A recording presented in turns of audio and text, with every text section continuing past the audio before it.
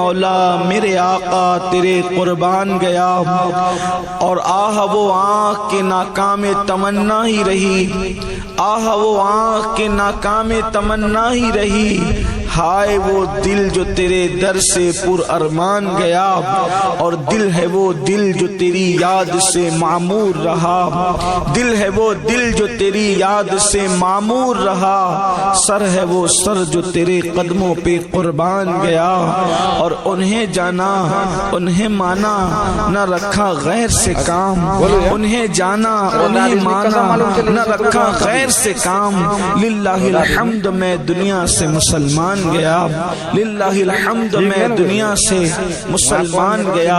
آج کی یہ محفل رادھن پور کی سرزمین پر ایک اللہ کے برگزیدہ بندے، اللہ کے نیک بندے، اللہ کے ولی، ان کے عرس سراپا قدس کے موقع پر انعقاد پذیر ہے۔ اللہ پاک میری اور آپ سب کی حاضری کو شرف قبولیت عطا فرمائے۔ میں نے جن آیات کی تلاوت کرنے کا شرف حاصل کیا اس کے متعلق میرا اللہ مجھے حق کہنے اور آپ تمامی خواتین و حضرات کو حق سن کر اس پر عمل کرنے اور اسے عام کرنے کی توفیق عطا فرمائے۔ یہ عرس کے موقع پر واعظ و نصیحت کی جو محفل ہوتی ہے، عرس کا مقصد یہ نہیں کہ بھیڑ اکٹھا کر لی جائے، عرس کا مقصد یہ نہیں کہ ناچ گانے کیے جائیں، عرس کا مقصد یہ نہیں کہ میلے ٹھیلے لگائے جائیں، عرس کا مقصد یہ ہے کہ ولی نے ساری زندگی جس شریعت کے پیغام کو دیتے ہوئے گزار دیا، اسی پیغام کو ان کے عرس کے موقع پر بھی دہرایا جائے، تاکہ لوگ شریعت پر عمل کر کے اپنے لیے نجات کی راہ تلاش کریں۔ اسی مناسبت سے بڑی مشہور آیہ کریمہ پڑھی گئی ہے۔ اللہ تبارک و تعالیٰ کے نیک بندوں نے اس پر بڑی گفتگو کی، بڑی باتیں کی، لیکن آج آپ کے سامنے اس آیہ کریمہ کے ضمن میں موجودہ حالات کے تناظر میں ایک بات آپ سے کہنا چاہتا ہوں۔ اس وقت پوری دنیا کے اندر جو ہاہاکار مچا ہوا ہے، آپ لوگ چونکہ الیکٹرانک میڈیا، پرنٹ میڈیا سے جڑے ہوئے ہیں، انٹرنیٹ کا ایک جنگل ہے جس نے اپنی لپیٹ میں کیا نیک کیا بد سب کو لے رکھا ہے، اور سب لوگ انٹرنیٹ کے ذریعے سے دنیا کو مٹھی میں کیے ہوئے ہیں۔ اکثر میرے نوجوان جو یہاں موجود ہیں ان کو بھی خبر ہوگا، جو نوجوان بہنیں ان کو بھی پتا ہوگا کہ وہ لوگ سب لوگ بڑے بڑے مفکرین، بڑے بڑے اسکالرز، بڑے بڑے دانشور یہ بات کہہ رہے ہیں کہ دنیا تیسری عالمی جنگ کی طرف جا رہی ہے۔ اسی طرح کوئی یہ کہتا ہے کہ دجال کے آنے کا وقت قریب آ گیا ہے، کوئی کچھ کہتا ہے، کوئی کچھ کہتا ہے۔ جو بھی معاملات ہوں، لیکن زمینی حقائق یہ ہیں کہ پوری دنیا کے اندر کسی بھی ملک میں آپ چلے جائیں، کسی بھی ملک کا آپ تذکرہ کریں، صرف ایک دو ممالک کی بات نہیں کرتا بلکہ پوری دنیا کے ممالک کی بات کرتا ہوں، کہیں پر بھی مسلمان آپ کو خوش نظر نہیں آئے گا۔ جہاں پر مسلمانوں کی حکومتیں ہیں وہاں بھی کچھ نہ کچھ مسائل مسلم امہ کے ساتھ ہیں۔ مثال کے طور پر اگر کہیں پر ظالم حکمران مسلمانوں کے گھر جلا رہے ہیں تو کہیں پر مسلمان بھوکمری کا شکار بھی تو ہے۔ اللہ اکبر، ایسا ضروری نہیں ہے کہ سارے صدمے مسلمانوں کو حکمرانوں کی وجہ سے ہے۔ کہیں حکمران فرعون بن گئے، کہیں حکمران نمرود بن گئے، کہیں حکمران بخت و نصر بن گئے، کہیں حکمران شداد اور قارون بن گئے، اور کسی کا گھر توڑ رہے ہیں، کسی کا گھر جلا رہے ہیں، کسی کو صدمے پہنچا رہے ہیں، کسی کو دکھ پہنچا رہے ہیں۔ اسی طرح سے کہیں پر مسلمان بھوک سے بے چین ہے، ننھے ننھے بچے بھوک کی وجہ سے تڑپ رہے ہیں، سسک رہے ہیں۔ کسی علاقے میں، کسی ملک میں عورتوں کی آبرو سے کھیل کھیلا جا رہا ہے، کئی بچوں کو یتیم کیا جا رہا ہے، کئی عورتوں کی آبرو لوٹی جا رہی ہے، ان کی گود کو خالی کیا جا رہا ہے۔ یہ کسی ایک دو ملک کی داستان نہیں، یہ دنیا کے تمام ممالک کا حال ہے، کہیں کم کہیں زیادہ۔ پوری دنیا کے اندر مسلم امہ بے چین ہے، سسک رہی ہے، تڑپ رہی ہے، بے قرار ہے۔ یقیناً جن لوگوں کو خود کی خبر نہیں ان کو عالم کی خبر کیا ہوگی، لیکن یہ حقائق ہیں۔ جب بھی کسی کا گھر ٹوٹتا ہوگا، جب بھی کسی کے گھر سے دھواں نکلتا ہوگا، جب بھی کسی کے گھر سے آگ اٹھتی ہوگی، جب بھی کسی کی بیٹی کی آبرو لٹتی ہوگی، جب بھی کسی ماں کی گود بیوہ جو ہے وہ خالی ہوتی ہوگی، اجڑتی ہوگی، جب بھی کسی بچے کو یتیمی کا داغ دیکھنا پڑتا ہوگا، جب بھی کوئی خاتون جوانی کے عالم میں بیوہ ہو کر سسکتی ہوگی، تو آپ تصور کر سکتے ہیں کہ ہر ایک کی نگاہ آسمان کی طرف اٹھتی ہے، اور ہر بندہ یہ چاہتا ہے بلکہ اپنے تصورات اور تخیلات کی دنیا میں ایک اللہ کے ولی کے قدموں میں بیٹھ کر کے عرض کروں، جب بھی کوئی معصوم یتیم ہوتا ہوگا تو وہ آسمان کی طرف آنکھوں میں آنسو لا کر سنت سکینہ پر عمل کرتے ہوئے یہ کہتا ہوگا، میرے اللہ میں تو یتیم ہو گیا، آخر آسمان سے مدد کب آئے گی؟ اس لیے کہ تو مددگار ہے نا مسلمانوں کا، تو مددگار ہے نا مومنوں کا، آسمان سے تو مسلمانوں کی مدد کو کب نازل کرے گا؟ مدینہ منورہ سے مدد کے قافلے کب اتریں گے؟ بدر و احد کے اندر جیسے فرشتے امداد کو آئے تھے، آج مسلمانوں کی تو امداد کب کرے گا؟ اللہ اکبر۔ یتیم ہوتا ہوا معصوم نگاہ اٹھا کر خدا کی مدد کا طالب ہے، کسی بیٹی کی لٹتی ہوئی آبرو نگاہ اٹھا کر خدا کی امداد کی طالب ہے، خدا کی مدد کو طلب کر رہی ہے۔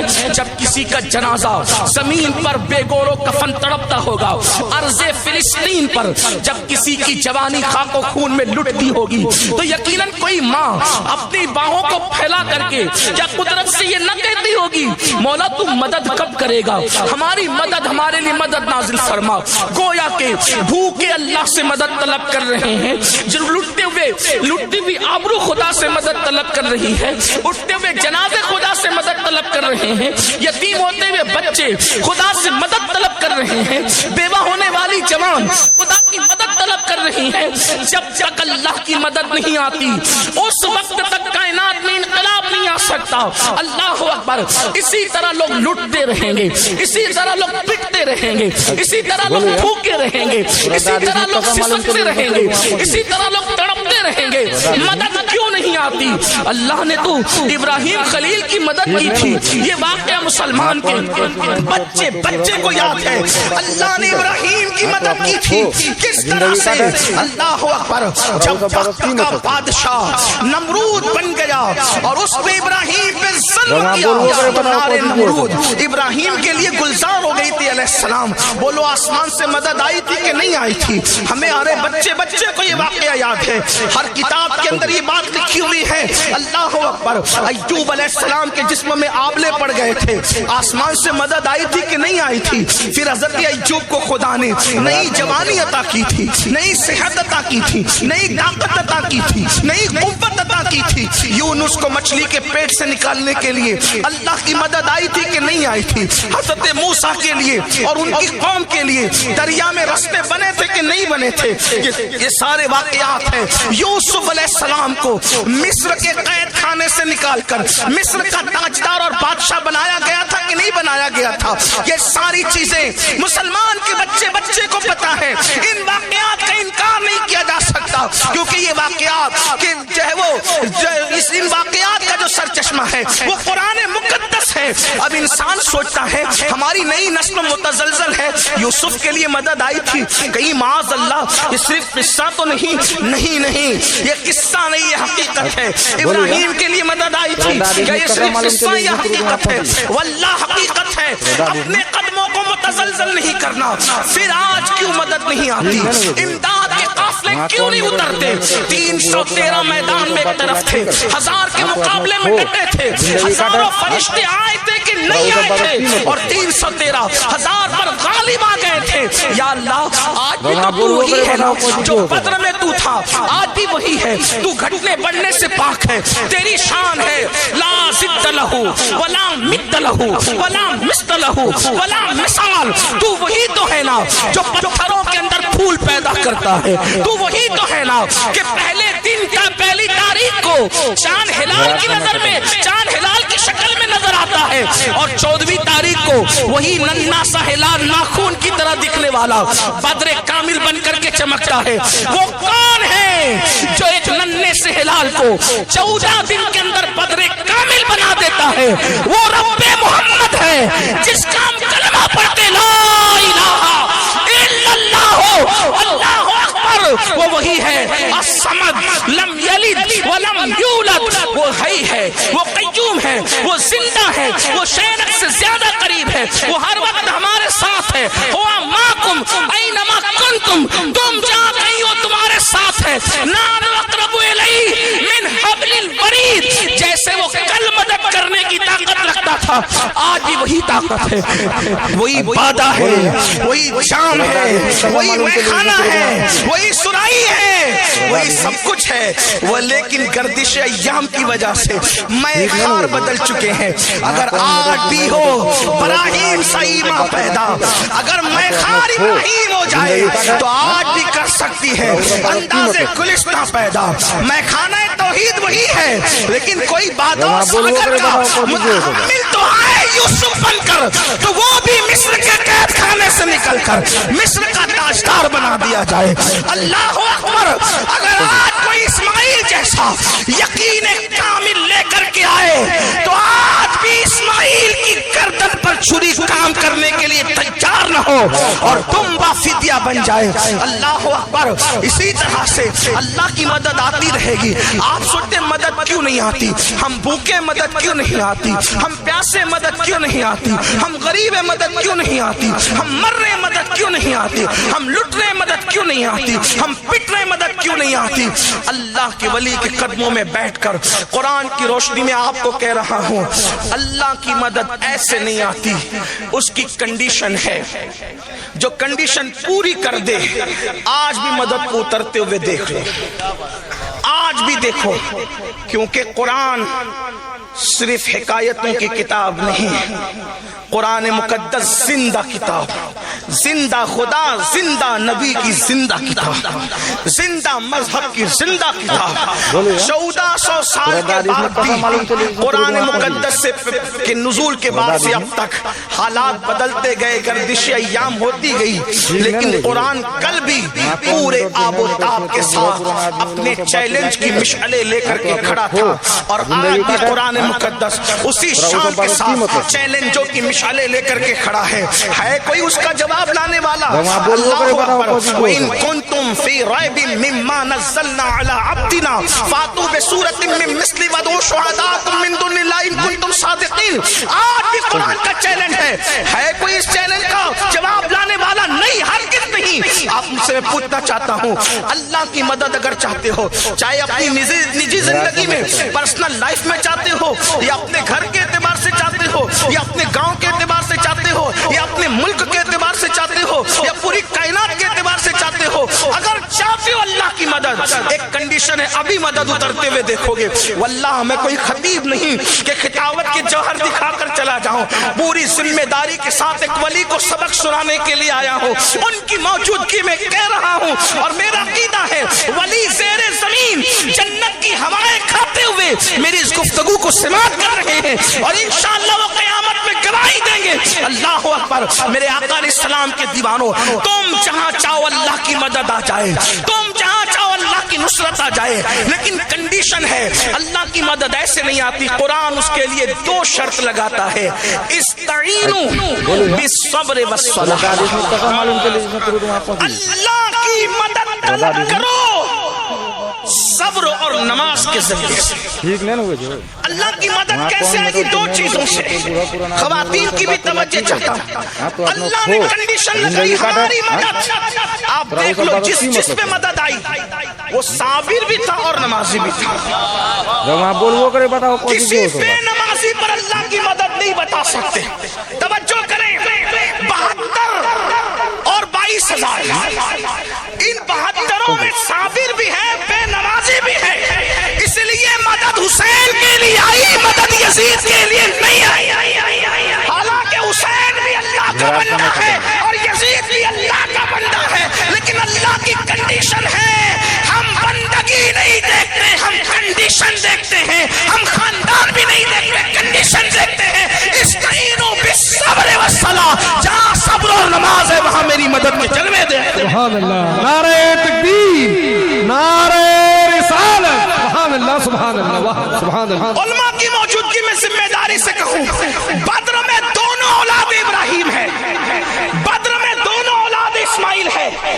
ابو جہل کا شجرہ نسب بھی ابراہیم علیہ السلام سے جا کے ملتا ہے، اگرچہ ظاہری میں حالانکہ کفر و نسبتیں کاٹ دیتی ہے، کفر کی نسبتیں، کفر نسبت کاٹ دیتی ہے لیس من اہلک کہہ کر، لیکن شجرہ تو تھا نا، انہیں تو یہ غرور تھا کہ اولاد ابراہیم. ابو جہل کا شجرہ نسب بھی ابراہیم سے مل رہا ہے، اور ابو بکر کا شجرہ نسب بھی ابراہیم سے مل رہا ہے. ابو جہل کو مدد نہ آئی، ابو بکر کو مدد آئی، اس لیے کہ ابو بکر صابر بھی تھے، ابو بکر نمازی بھی تھے.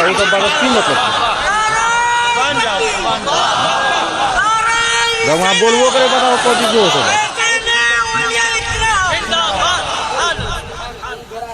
غیر صابر اور بے نمازی کی کبھی مدد نہیں آئی. ہمیشہ سے دیکھ لو، دیکھو اللہ اکبر، عزیز مصر اور اس کی پوری قوم کو دیکھو. گھرار سمے ختم ہو، وہ لوگ بھی کوئی معمولی لوگ نہیں تھے نا، ان کی تاریخ آپ اٹھا کر پڑھیں، ان کے لیے مدد نہیں آئی. مدد آئی تو یوسف صدیق کے لیے آئی. کیوں؟ یوسف نمازی بھی، یوسف صابر بھی. لیکن اب بہت لمبی نہ کرتے ہوئے، نماز پر تو آپ سنتے ہیں صابر کسے اور صبر کسے. اصل عنوان آج کا یہ ہے، صبر کسے کہتے اور صابر کون. اب تک ہم نے بچپن سے کیا سنا؟ علماء کی بارگاہ میں سبق سناتے ہوئے غلطی کروں تو میری اصلاح کریں گے، احسان کریں گے مجھ پہ. صبر کا مطلب کیا؟ اب تک بچپن سے ہی سنا، ابا مر گئے نہ رونا صبر کرو، بیٹا مر گیا نہ رونا صبر کرو. یعنی لوگوں کے ذہن میں بولو یا سوچ بن گئی کسا معلوم چلے جیسے نہ رونا صبر ہے اور رونا صبر کے خلاف. تو جو لوگ سخت دل لوگ ہیں یا جو لوگ محبتی سے آری ہے، جن پر رشتوں کو نبھانا بھاری ہے، جب کوئی مرتا ہے ان کی آنکھ میں کبھی آنسو نہیں آتے ہیں، تو کیا وہ صابر لوگ ہیں؟ اور ان اللہ مع الصابرین ان کے لیے جب آپ کا جنازہ پڑھنے بھی نہیں آتے، اگر آتے ہیں تو ہاتھ بند کر کے کھڑے رہتے ہیں، ہم ناپاک کے پڑھ نہیں سکتے، وہ صابر لوگ ہیں. مولوی رو رہا ہے بیچارہ باپ کی میت پہ، کا یہ بے صبرہ ہے، اور شرابی آنکھیں تان کر کے کھڑا ہے، کہ دیکھو کتنے صبر کے ساتھ کھڑا. وہ صبر کے ساتھ نہیں، وہ تو سوچا ہے بڈھا مر گیا اچھا ہوا تاکہ میرے راستے کی رکاوٹ گئی، باپ مرا اچھا ہوا تاکہ مجھے حصہ ملنا ہے. بڑی معذرت کے ساتھ رونا صبر کے خلاف نہیں، رونے سے رکنا صبر نہیں. اگر رونا صبر کے خلاف ہوتا، اس حدیث کا جواب آپ کہاں سے لائیں گے کہ میت پر تو رسول اللہ خود بھی روئے، میت پر حضور خود بھی روئے، اور پوچھا گیا تو حضور نے فرمایا یہ صبر کے خلاف نہیں ہے، یہ تو نشانی محبت ہے. رونا بے صبری نہیں ہے، رونا تو محبت کی نشانی ہے. کہاں کہاں بتاؤں کہاں روئے؟ اما خدیجہ کا جنازہ ہے، رو رہے ہیں. حضرت ابراہیم کو دفن کرنے رو رہے ہیں. حضرت ابراہیم کے موقع پر تو لوگوں نے پوچھ لیا یہ ابراہیم ابن محمد حضور علیہ السلام کے سب سے کم سن صاحبزادے، آخری صاحبزادے حضرت ماریہ قبطیہ سے پیدا ہوئے، ان کا وصال ہوا تو حضور دفن کرتے ہوئے رو رہے. خاموش آنسو جاری. حضور آپ نے تو منع کیا رونے سے، آپ رو رہے. فرمایا یہ رونا منع نہیں، یہ تو محبت کی نشانی ہے. کوئی جدا ہو رہا ہے، کوئی دل کا پھل ٹوٹ رہا ہے، کسی کی گود خالی ہو رہی ہے، کسی کی گود اجڑ رہی ہے، کسی کے جانے سے تانے کا ذریعہ کچھ بن رہا ہے نا. تو یہ رونا صبر کے خلاف نہیں، محبت کی نشانی. حضور روئے، ماں خدیجہ کے جنازے پر روئے، حضرت ابراہیم کے وصال پر روئے، اسی طریقے سے حضرت حمزہ کے جنازے پر روئے، اسی طریقے سے حضرت اسود کے جنازے پر روئے، حضرت شہدائے احد کے جنازے پر روئے. حضور علیہ السلام آنکھوں سے آنسو جاری ہے، حتیٰ کہ بعد وصال بھی حضور امام حسین کی شہادت پر روئے. اٹھا کر کے سیاہ کو دیکھیں، دن بھر خون جمع کر رہے ہیں، آنکھ سے آنسو جاری ہے. حضرت ابن عباس نے جو خواب دیکھا، تو اب تک ہم نے سمجھا کہ رونا صبر کے خلاف ہے، نہ رونا یہ صبر ہے. نہ ہم صبر کے مفہوم کو شاید ہم نے کہیں نہ کہیں چینج کیا. رونے نہ رونے کا تعلق صبر سے نہیں ہے. صبر کا مطلب ہوتا ہے رکنے یا روکنے کے. صبر کہتے ہیں رکنے یا روکنے کے. تو صبر کا جو اصل مفہوم ہے وہ ہے اس سے رکنا جس سے اللہ نے روک دیا. بولو یا اب صبر کیا رضا ہوا؟ حدیث نہیں کسا معلوم چلی اس سے رکنا جس سے اللہ نے. رضا حدیث نہیں اب میت پہ کیا کہتے ہیں؟ صبر کر. مطلب رونے سے نہیں روکا جا رہا ہے. میت کے موقع پر لوگ روتے روتے اس کی خوبیاں بنا کر کے بیان کر کر کے نوحہ کرتے ہیں. تو اللہ نے فرمایا مجھے غم کے موقع پر سب سے زیادہ جو آواز بری لگتی ہے وہ نوحے اور ماتم کی آواز ہے, اور خوشی کے موقع پہ ڈھول اور تالی کی آواز مجھے بری لگتی ہے. تو اللہ رب العزت کے نیک بندوں نے کہا صبر کرو, مطلب نوحہ مت کرنا کیونکہ نوحے سے اللہ نے منع کیا ہے. ماتم مت کرنا, ماتم سے اللہ نے منع کیا ہے. اب کیا مطلب ہوا؟ صبر کا مطلب یہ کہ جس چیز سے اللہ نے تجھے روک دیا ہے اس سے رک جانے کا نام صبر ہے. اب قرآن کہہ رہا ہے استعینوا بالصبر, صبر اور مدد, صبر اور نماز سے اللہ کی مدد طلب کرو. یعنی جن جن گناہوں سے اللہ نے تمہیں روک دیا ہے تم اس سے رک جاؤ, اور رکنے کے بعد نماز ادا کرو. آج بھی آسمان سے مدد اترتی ہوئی اپنی نگاہوں سے دیکھ لو. سبحان اللہ سبحان اب اللہ. مدد کیوں نہیں آتی؟ اب مدد کیوں نہیں؟ کہ ہم رک نہیں رہے ان کاموں سے جن کاموں سے اللہ نے روکا ہے. ہم ہر وہ کام کر رہے ہیں جس سے اللہ نے روکا ہے. واللہ کوئی بلڈوزر میں اتنی نوک نہیں کہ تیرے گھر کی دیوار کو چھو سکے. بس تو نے ایک کام کرنا ہے کہ اللہ نے جو حرام کیا ہے تو اس سے رک کر کے دیکھ, اور پھر خدا کے گھر کو سجدے سے آباد کر کے دیکھ. تیرا گھر اجاڑنے والے خود تیرا گھر بنانے پر مجبور ہو جائیں گے. ہائے آیا فتنہ تاتار کے افسانے سے پاسباں مل گئے کعبے کو صنم کھانے. نعرہ تکبیر, نعرہ رسالت, مذہب اسلام. سبحان اللہ سبحان اللہ. واہ واہ واہ. کسی حکومت کی تلوار میں اتنی طاقت نہیں کہ تیری گردن کا, بس تو حرام سے رک جا. لیکن مسلمان تو جب تک زنا کے اڈے آباد کرتا رہے گا, جب تک تو حرام کھاتا رہے گا, جب تک تو عورتوں پر پاپ کی نظر ڈالتا رہے گا, جب تک تو ناپاک گھومتا رہے گا, جب تک تو کھڑے ہو کر پیشاب کرتا رہے گا, جب تک تو ان علماء ربانیین نائب رسول سے بغض اور حسد کرتا رہے گا, اللہ اکبر, جب تک تو اپنے ماں باپ کو کو بے حرمتی کی نظر سے دیکھے گا, ان کو چلائے گا, ان پر چیخے گا, ان کی بے ادبی کرے گا, ان کی بے حرمتی کرے گا. ہاں اپنی جوانی کے غرور کے اندر, اپنی جوانی کے نشے میں تیرا نام عبد الرحمن, عبد السلام, عبد المصطفیٰ تو ہوگا, لیکن تیرا کردار مسلمانوں جیسا نہیں. تو صبح کر رہا ہے مشرکوں کی طرح, یہود اور نصارہ کی طرح, تو چہرہ بنا رہا ہے یہود اور نصارہ کی طرح. تیرا حال یہ ہے کہ تجھے فلم میں بیٹھنے کے لیے 3 گھنٹے تھکن نہیں ہوتی, لیکن 10 منٹ تو مسجد میں نہیں بیٹھ سکتا. ہاں تیرا حال یہ ہے کہ تیرے گھر کی بیٹی مشرکوں کی, یہود اور نصارہ کی بیٹیوں کی طرح بازاروں میں بے پردہ گھوم رہی ہے. تیرے گھر کی شادیوں میں ڈی جے بج رہا ہے, تیرے گھر کے آنگن کے اندر ڈھول بج رہا ہے, تیرے کانوں میں ایئر فون لگا ہے, اور تو پوری رات کبھی فلم دیکھ رہا ہے, کبھی گانے سن رہا ہے, کبھی گندی فلم دیکھ رہا ہے, کبھی ننگا ناچ دیکھ رہا ہے. اللہ کی مدد کب آئے گی؟ بلکہ جب قوم اللہ کی نافرمان ہوتی ہے تو پھر اللہ رب العزت کافروں کو خود کھڑا کرتا ہے, اٹھو مارو ان کا فاسقوں کو. میں ایسے نہیں کہہ رہا ہوں. ہلاکو اور چنگیز خان کا نام سنا ہے.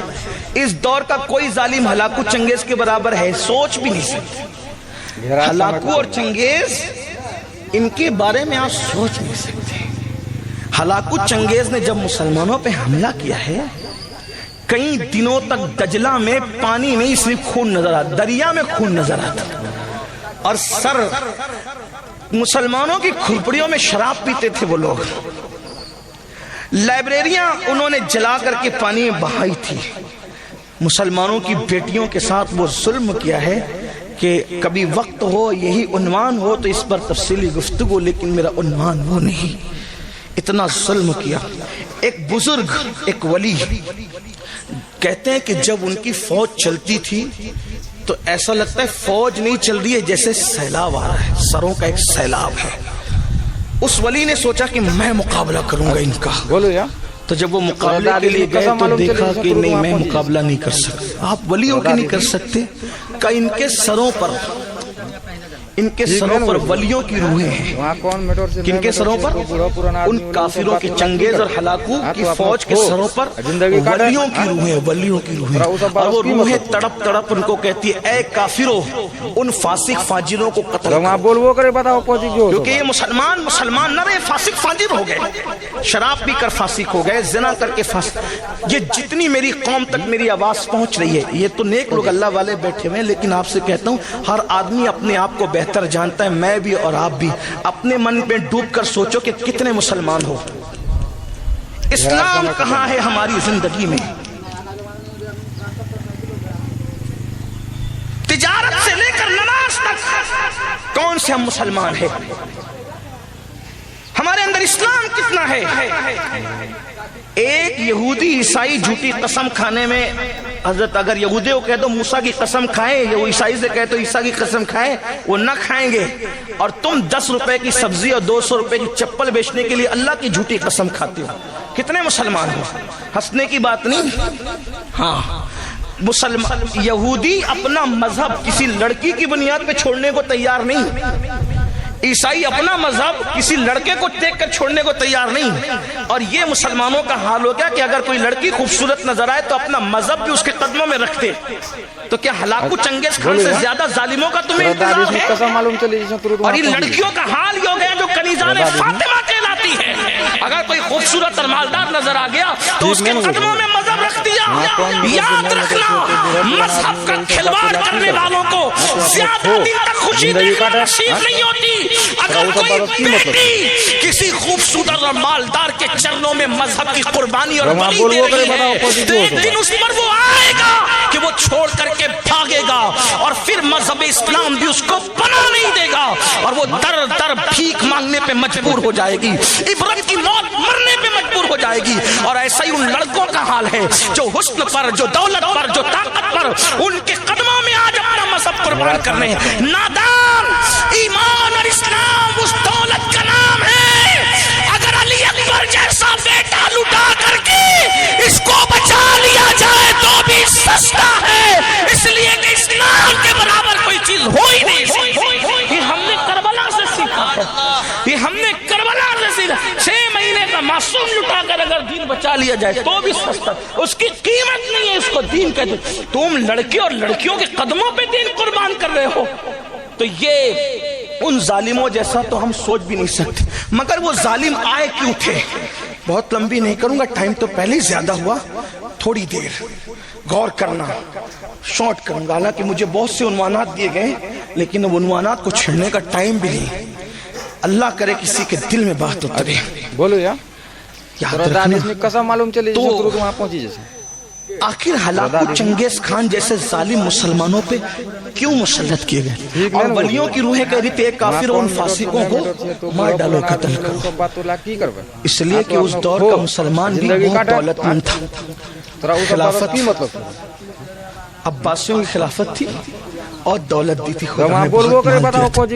پوری دنیا میں اسلام کا غلغلہ تھا، کئی بر اعظموں پر اسلام کی حکومت تھی. مسلمانوں کا حال یہ تھا کہ دوسرے ممالک کے بیت المال میں اور شاہی خزانے میں جتنی دولت نہیں ہوتی تھی اتنا بغداد کے ایک ایک مسلمان کے پاس دولت ہوتی. اتنی دولت خدا نے دی تھی، لیکن دولت پا کر وہ ایسے ہی بگڑے تھے جیسے میرے ہندوستان کا تاجر بگڑا ہے.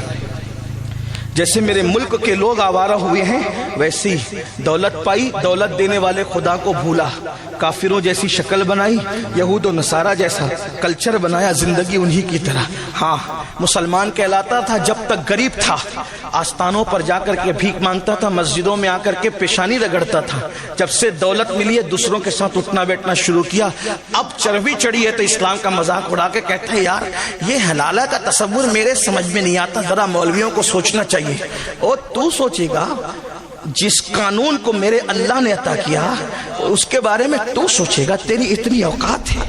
इसलिए कि मजहब कहते उसको हैं जहां अकल उतार करके दाखिल हुआ जाता है, और तुझे क्या पता खुदा की हिकमतें क्या है। आप बैठ कर बात कर तब तुझे पता चले। जो तेरे समाज में राइज इस्लाम उस हलाले की तायद नहीं करता जो हदीस में वो इतना खूबसूरत है, अगर उसका कॉन्सेप्ट पेश कर दिया जाए तो आज भी चंगेजी और हलाकों के दीवाने इस्लाम के दामन में बना लेने पर मजबूर हो जाए। लेकिन तूने पढ़ा ही नहीं, दीन नहीं पढ़ा, धर्म नहीं पढ़ा, मजहब नहीं पढ़ा, मसलक नहीं पढ़ा। अल्लाह अकबर। तेरा हाल तो ये मेरे भाई कि तेरा गुस्ल भी 3 बच्चे पैदा होने के बाद दुरुस्त न हो सका। जिसको गुस्ल करते ना आया 3 बच्चों की पैदाइश के बाद भी, वो कौम इज्जत पाएगी? वो कब महमूद गजनवी बनेगी? उस कौम को फारूक आजम की तरह इख्तिदार मिलेगा?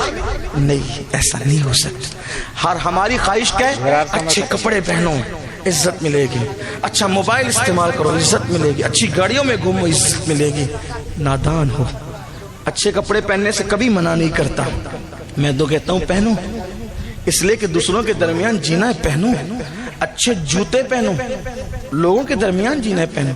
आप कहेंगे आप ये कहां से लाते हो? मैंने कहा मैं दीन से इधर उधर हटने को तैयार नहीं, मेरे दीन में सब मौजूद, हमारे मजहब इस्लाम में सब मौजूद है। एक मर्तबा इमाम मूसा काज़िम ने बड़े महंगे जूते पहने, और बड़े महंगे जूते पहनकर जब बादशाह ने बुलाया तो उसके दरबार में उन्हीं जूतों के साथ गए। बादशाह का नाम तो नहीं लेता। बादशाह ने चिढ़ कर कहा, आले रसूल हो, सैयद हो, इतने महंगे जूते पहन के आते हो, नबी की औलाद है। हंस के कहते हैं इसीलिए इतने महंगे पहनते हैं कि तुम जैसे दुनियादारों की नजर हमारे जूतों पर रहे, हमारे चेहरे तक पहुंचे,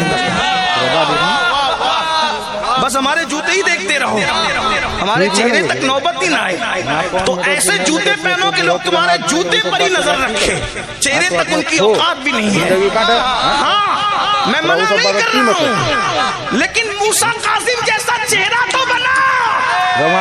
तूने तो चेहरा यहूद और नसारा की तरह बना रखा है।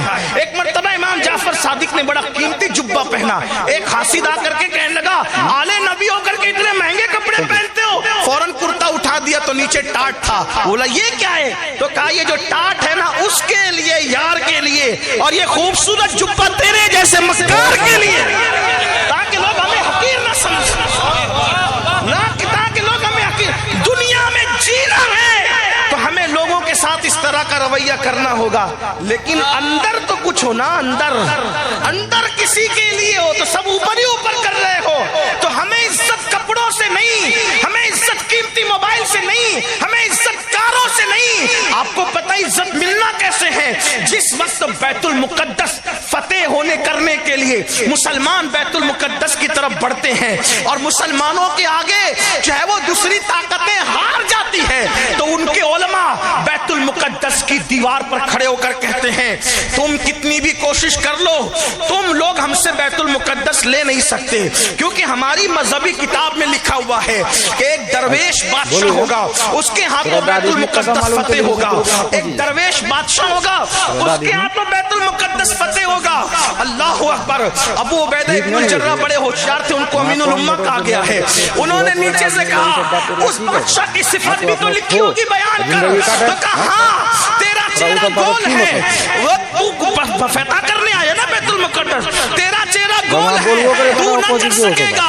उसका चेहरा थोड़ा सा लंबा है, उसकी दाढ़ी बड़ी बड़ी पतली पतली सीने तक आई हुई है, उसका चेहरा सुर्ख है, उसके होंठ पतले पतले हैं, तेरे गाल ऊपर है, उसके गाल अंदर की तरफ है, और उसकी जो लुंगी है वो उसके टखने के ऊपर है, उसका लिबास इस तरह का है और वो इस तरह का और इस तरह का है। जैसे जैसे वो पढ़ता जा रहा था, अबू उबैदा मुस्कुराते जा रहे थे।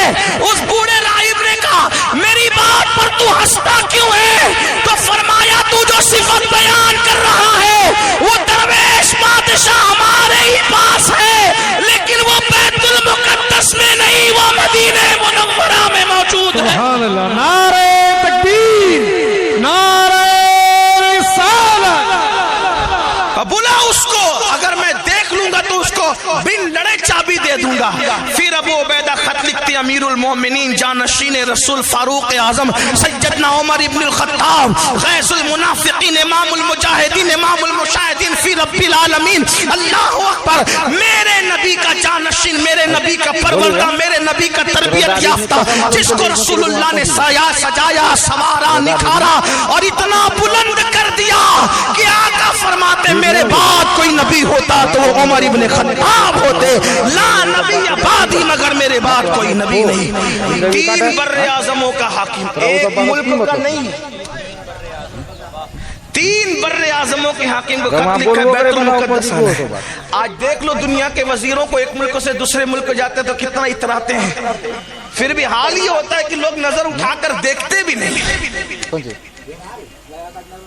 जिन लोगों को पता उनको पता है, मुंह तकते रहते लोग, ये औकात है और हम नए कपड़ों से जाएंगे चार्टर फ्लाइट। मैं किसी एक मुल्क की बात नहीं कर रहा हूँ, ये दुनिया के सारे मुल्कों का, वरना कोई मुल्क का आदमी, पड़ोसी मुल्क का आदमी, अड़ोसी मुल्क का मुझ पे नाराज हो जाए कि आप हमारे मुल्क का। मैंने कहा हम तो जनरल बात कहते हैं, शराब के खिलाफ तकरीर करेंगे तो कोई शराबी उठ के लड़ेगा हमारे खिलाफ करे, हमें तो पता ही नहीं शराबी कौन है, हम तो अपनी बात करते हैं। तब ये चार्टर फ्लाइट जो चोरी चोरी चुपके चुपके लिए जा रहे हैं उनकी बात हो रही है, जो है वो है,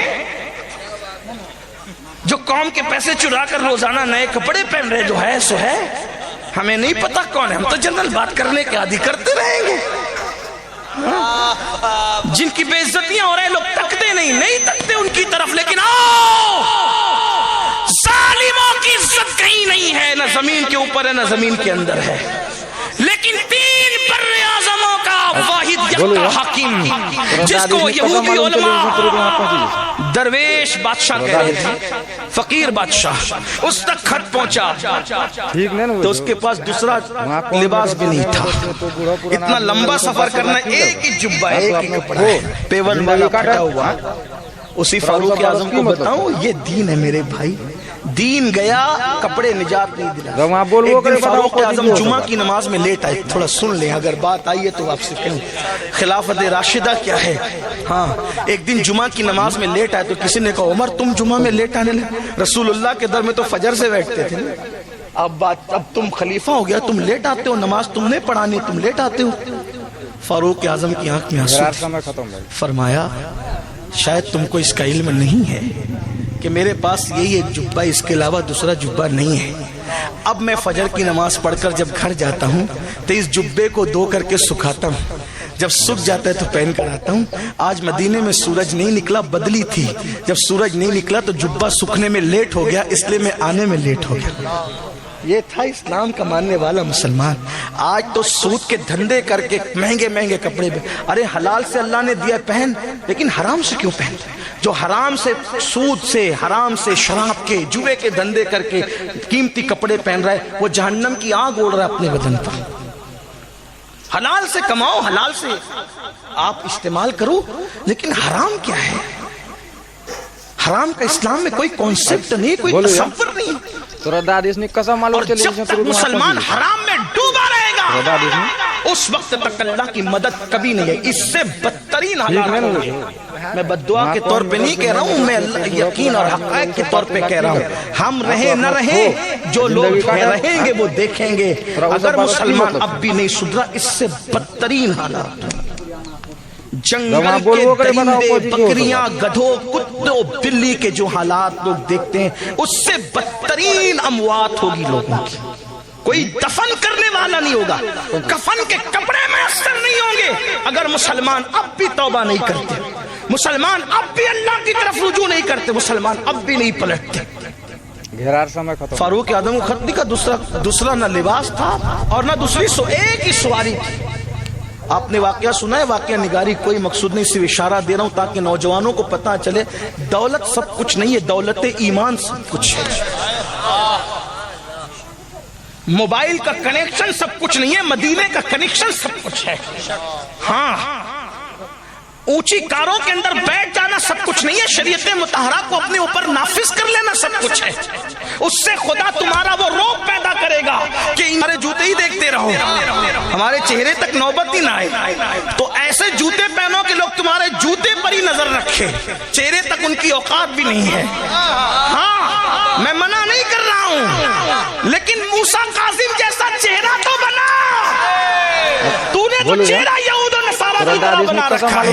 एक मरतबा इमाम जाफर सादिक ने बड़ा कीमती जुब्बा पहना, एक हासिद आकर के कहने लगा आले नबी होकर के इतने महंगे कपड़े पहनते हो। फौरन कुर्ता उठा दिया तो नीचे टाट था। बोला ये क्या है? तो कहा ये जो टाट है ना उसके लिए, यार के लिए, और ये खूबसूरत जुब्बा तेरे जैसे मस्कार के लिए, ताकि लोग हमें हकीर न समझें।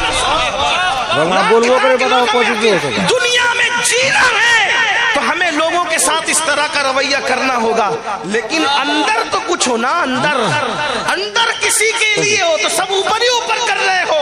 तो हमें इज्जत कपड़ों से नहीं, हमें इज्जत कीमती मोबाइल से नहीं, हमें इज्जत कारों से नहीं। आपको पता इज्जत मिलना कैसे है? जिस वक्त बैतुल मुकद्दस फतेह होने करने के लिए मुसलमान बैतुल मुकद्दस की तरफ बढ़ते हैं और मुसलमानों के आगे चाहे वो दूसरी ताकतें हार जाती है तो उनके उलमा बैतुल मुकद्दस की दीवार पर खड़े होकर कहते हैं तुम कितनी भी कोशिश कर लो, तुम लोग हमसे बैतुल मुकद्दस ले नहीं सकते, क्योंकि हमारी मजहबी किताब में लिखा हुआ है कि एक दरवेश बादशाह होगा, उसके हाथों बैतुल मुकद्दस फतेह होगा। एक दरवेश बादशाह होगा, उसके हाथों बैतुल मुकद्दस फतेह होगा। अल्लाह अकबर। अबू उबैदा इब्नुल जर्राह बड़े होशियार थे, उनको अमीनुल उम्मा कहा गया है। उन्होंने नीचे से कहा उस बादशाह की सिफत भी तो लिखी होगी, बयान कर। तो कहा हाँ तेरा चेहरा गोल है, वो तू फतह करने आया ना बैतुल मुकद्दस, तेरा चेहरा गोल है, तू ना कर सकेगा। उसका चेहरा थोड़ा सा लंबा है, उसकी दाढ़ी बड़ी बड़ी पतली पतली सीने तक आई हुई है, उसका चेहरा सुर्ख है, उसके होंठ पतले पतले हैं, तेरे गाल ऊपर है, उसके गाल अंदर की तरफ है, और उसकी जो लुंगी है वो उसके टखने के ऊपर है, उसका लिबास इस तरह का है और वो इस तरह का और इस तरह का है। जैसे जैसे वो पढ़ता जा रहा था अबू उबैदा मुस्कुराते जा रहे थे। उस बूढ़े राहिब ने कहा मेरी बात पर तू हंसता क्यों है? तो फरमाया तू जो सिफत बयान कर रहा है वो दरवेश बादशाह हमारे ही पास है, लेकिन वो बैतुल मुकद्दस में नहीं, वो मदीने मुनव्वरा में मौजूद है। सुभान अल्लाह। नारे तकबीर, नारे रिसालत। बुला उसको, अगर मैं देख लूंगा तो उसको बिन लड़े चाबी दे दूंगा। फिर अबू उबैदा खत लिखते अमीरुल मोमिनीन जानशीन रसूल फारूक आजम सैयदना उमर इब्नुल खत्ताब गैसुल मुनाफिकीन इमामुल मुजाहिदीन इमामुल मुशाहिदीन फी रब्बिल आलमीन। अल्लाहु अकबर। मेरे नबी का जानशीन, मेरे नबी का परवरदा, मेरे नबी का तरबियत याफ्ता, जिसको रसूलुल्लाह ने साया सजाया संवारा निखारा और इतना बुलंद कर दिया कि आका फरमाते मेरे बाद कोई नबी होता तो वो उमर इब्न खत्ताब होते। ला नबी बादी, मगर मेरे बाद कोई नबी नहीं। 3 बर्रे आजमों का हाकिम, एक मुल्क का नहीं, 3 बर्रे आजमों के हाकिम को खत लिखा है बैतुल मुकद्दस आना है।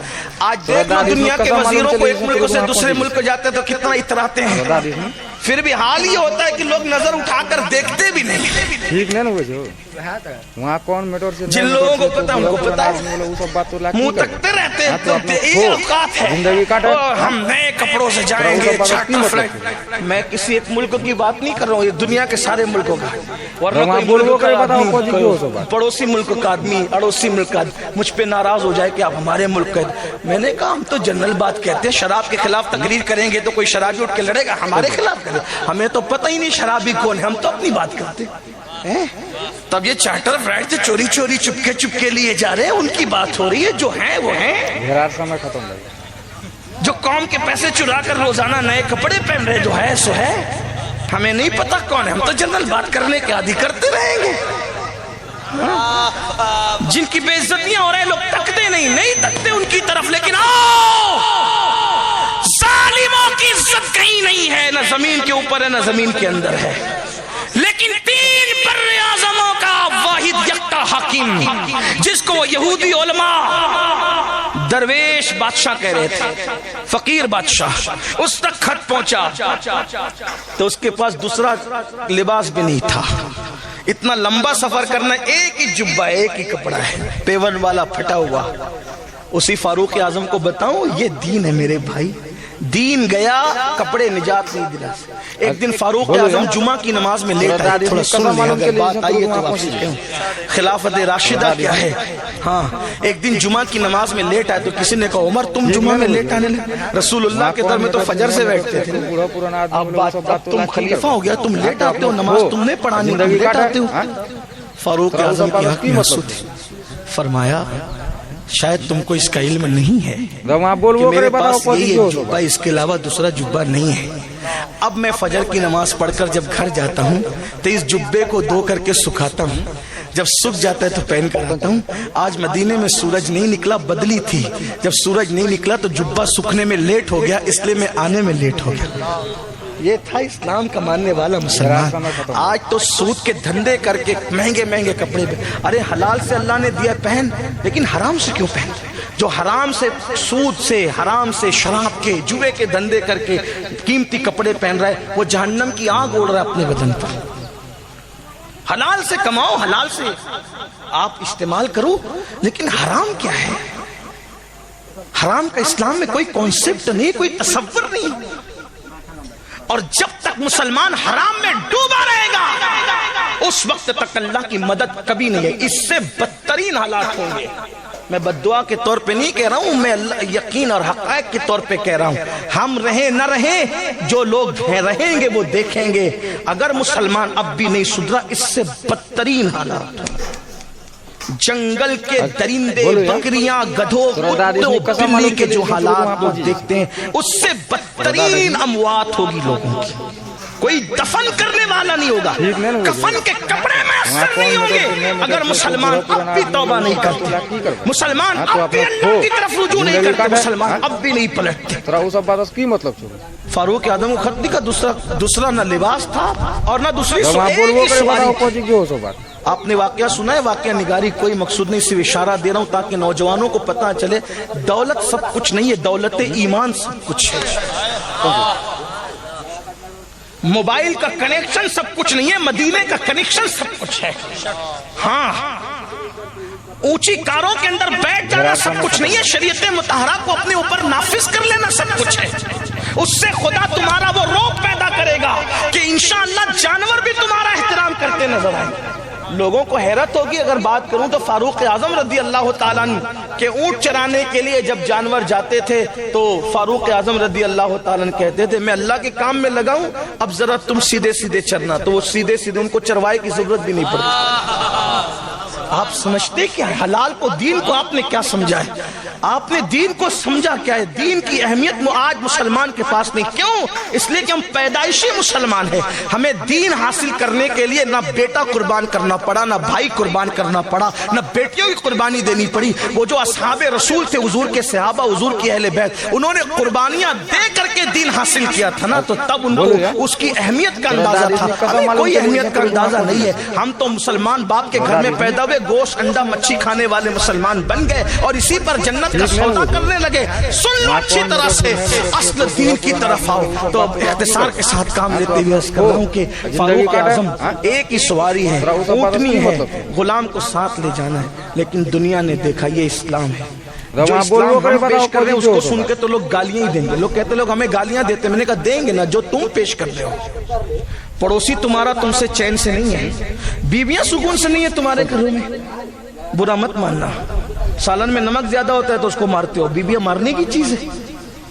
اب بتائیں, ام المومنین سیدہ عائشہ صدیقہ فرماتی ہے حضور علیہ السلام نے اپنی کسی بیوی کو اپنی ذات کے لیے کبھی نہیں پوچھا کہ یہ کام تو نے کیوں کیا اور یہ کام کیوں نہیں کیا. کبھی کسی بیوی کو ڈانٹا تک نہیں.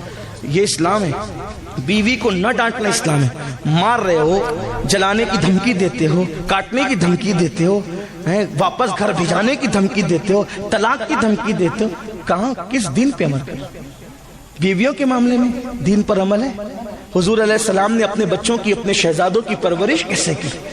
حضور کے گھر میں بچے آئے اس لیے تھے تاکہ لوگوں کو پتا چلے کہ بچوں کو کیسے پالا جاتا ہے. بچوں کو موچوں پہ تاؤ دے کر کے آنکھ دکھاتے, اور رسول اللہ اپنے شہزادے امام حسن امام حسین کو زمین پر گھٹنے اور ہاتھ رکھ کر کے کہتے تمہارا گھوڑا آ گیا, بیٹھو اس پر. بچوں کو یوں بھی کھلانا تو سنت ہے نا, تمہارا گھوڑا آ گیا بیٹھو. کون کہہ رہا ہے؟ صاحب براق کہہ رہا ہے تمہارا گھوڑا آ گیا. काबा कौसैन की हदें जिसके सामने सिमट आई है, वो कह रहा है तुम्हारा घोड़ा आ गया। और बच्चे भी कितने शान वाले थे, उन्हें बच्चा कहूं तो किस मुंह से कहूं, इसलिए कि वहां तो गोद में आलम शबाब हाले शबाब कुछ वहां तो बचपने में जवानी रश्क की और रानाई की नजर से देख रही है। लेकिन शहजादा हुसैन जब आपका घोड़ा आता है तो उसकी लगाम होती है, हमारा घोड़ा आया तो वो बेलगाम कैसे आया, तो अपनी जुल्फे पकड़ा दी, ये तेरे घोड़े की लगाम है, ये तेरी सवारी की लगाम। ये बच्चों को परवरिश करने का तरीका, ये मारा, ये डांटा, ये उठा, ये फेंक। घर में आए तो बच्चे बिल्ली की तरह दबक गए, फिर फक्र से दोस्तों में कहते हैं मेरा तो घर में इतना रोब है कि मैं घर जाता हूं तो मेरे बच्चे दबक जाते हैं, तो तू जालिम ही है। फिर हंसने की बात नहीं, बच्चों का सबसे बेहतरीन अगर कोई दोस्त है तो वो उसका बाप है। और जो बाप अपने बच्चों का दोस्त न बन सके, उसकी औलाद कभी सुधरी भी नहीं हो सकती, वो कहीं और दोस्त ढूंढेगी, फिर उसको गलत दोस्त मिलेंगे। बाप बेहतरीन दोस्त होना चाहिए, बल्कि बाप और बेटे की दोस्ती इस हद तक पहुंच जानी चाहिए कि अगर बेटे को शादी की हाजत हो तो वो अपने बाप से हंसते हुए कह सके कि अब्बा अब मेरी शादी कर दो। ये इस्लाम है। हाँ, आप कहेंगे कि हमारे बच्चों को आप बिगाड़ने हैं, मैं बिगाड़ने नहीं आया हूं। क्यों पता है मुझे? अरे तेरा बच्चा जिना करके तुझे बदनाम करने से अच्छा ही तो है कि तेरे कान में कहे कि मेरी शादी कर दो। बोलो यार। अरे तू फख्र से कहेगा मेरा बच्चा मर्द है, इसीलिए उसे शादी की जरूरत है। वो औरों के बच्चे ना जो बाप से डर कर बदकारी करते हैं, जिनाकारी करते हैं, अपने बच्चों को अपने से इतना करीब करो। बेहतरीन दोस्त, बेहतरीन दोस्त जिंदगी का उसका बाप होना चाहिए। इस्लामी तस्वीर कॉन्सेप्ट है। बीवियों से इतना फ्री माहौल हो जिसके आगे जिब्रील थक करके बैठ जाते हैं, वो रसूल अपनी अज़वाज से कहते हैं चलो आज हम दौड़ लगाएंगे, जिसको आप अपनी जबान में रेस लगाना क्या, चलो दौड़ लगाएंगे। और जहां जिब्रील आगे नहीं जा पाते, थके थे रूहुल अमी के बाजू, कहां वो दामन कहां वो पहलू, रिकाब छूटी उम्मीद टूटी, निगाहे हसरत के वलवले थे। जहां जिब्रील पीछे रह जाते, वहां अपनी अज़वाज को उनका दिल खुश करने के लिए आगे कर देते, कहते आज तुम जीत गई। ये घर का माहौल है, ये दीन है, ये दीन पेश करूं मैं कसम से कहता हूं, कोई टीवी पर हमें गाली नहीं देगा। लोग कहेंगे कि यार ऐसा दीन है मुसलमानों, इसलिए कि लोगों के यहां तो बीवियां जुओं में हारी गई है, और हमारे यहां अगर बीवी को कहा जाता है कि तुम जीत गई, तुम जीत गई, तो लोग इस दीन पर नहीं आएंगे तो कहां जाएंगे? हमने दीन पेश नहीं किया, हम नफ्स के गुलाम। फिर कहते लोग गाली देते हैं, गाली ही देंगे क्योंकि तुम जो कर रहे हो गाली सुनने का काम कर रहे हो। अल्लाह के रसूल ने तो 1450 साल पहले कहा था 3 तलाक मत देना, कहा था कि नहीं कहा था? कहा था 3 तलाक मत। तुमने दिया ना, नाफरमानी की ना, जिल्लत आई ना मुकद्दर में। बोलो यार, अगर हुजूर का कहना मान लेते तो कैसा मालूम चले जैसे किसी में हिम्मत थी डिबेट करते हुए तुम्हारा मजाक उड़ाते। हुजूर ने तो मना किया था।